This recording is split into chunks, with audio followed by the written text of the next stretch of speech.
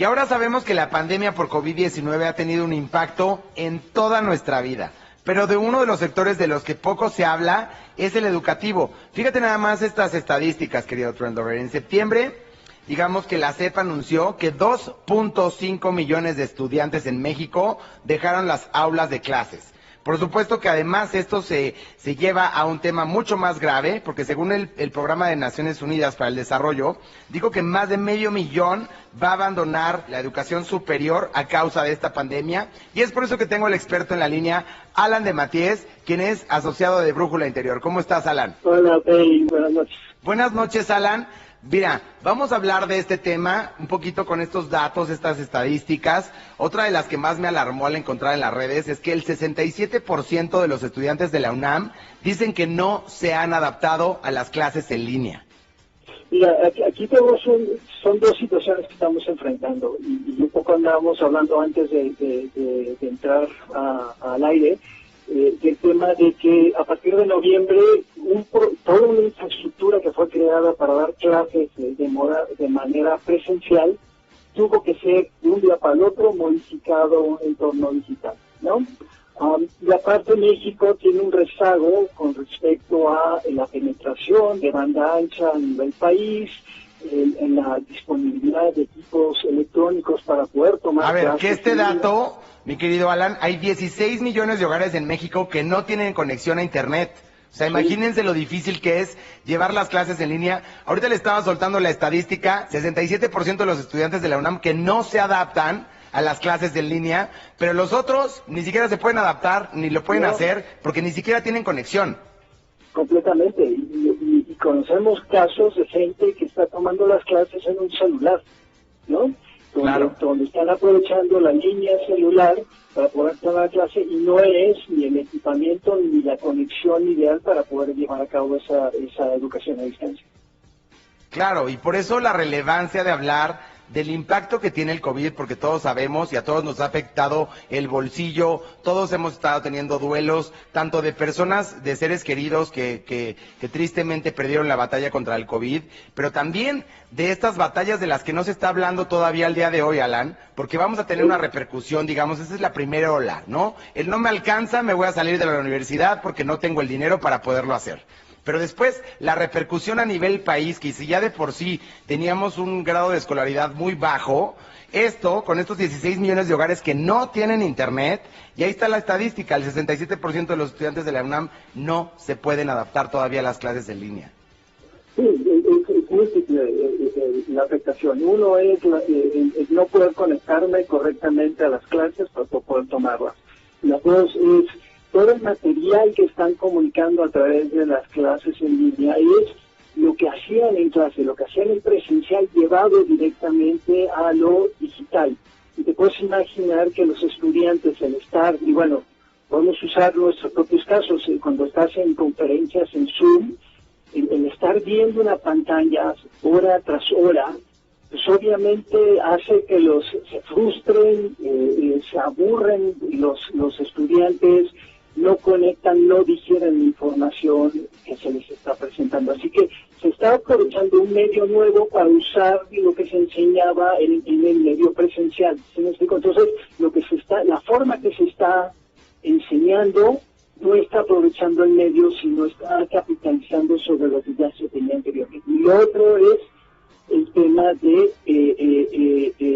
la situación económica del país. Con la desaceleración de la economía, pues va a empezar a haber dificultad en tener los fondos para ir pagando. La educación no se diga a nivel secundaria, prepa, hablemos a nivel universitario. Entonces los niveles, anteriormente teníamos como el 38% de las personas se matriculaban en las universidades. Ahora ese número va a tener que bajar porque la gente no va a tener el dinero para poder pagarse las carreras. Y entonces entramos como este círculo vicioso que sí, esperemos que lo de la pandemia rápidamente se pueda resolver, ¿no? Que se encuentre la vacuna y podamos regresar a algo más presencial, pero mientras estamos sufriendo toda esta transición. Háblanos, mi querido Alan, de la problemática generacional, porque vemos ahora que muchos profesores, digamos, se han tenido que sumar a esta ola tecnológica que no lo sabían hacer, y estoy hablando de todos grados de escolaridad, en donde han tenido muchísimos problemas de conexión. Incluso vimos el reciente caso también de esta universidad en donde cesaron a la maestra, pues por no tener, digamos, el internet adecuado y estar regañando a los alumnos, porque vemos cómo existe esta brecha generacional del tema del alumnado con el tema de los maestros, que también es una incompatibilidad de generaciones. Completamente. Ya lo platicábamos un poco, los maestros que actualmente están dando las clases, la forma que aprendieron a enseñar y cómo desarrollaron su forma de enseñar es en presencial, ¿no? Entonces, ahora lo están migrando a digital, entonces ahora lo que tienes es una presentación en PowerPoint y un maestro hablando durante horas, ¿no? Entonces, los estudiantes tienen cierta dificultad para poder estarse frente a la pantalla y ir absorbiendo esa información, ¿no?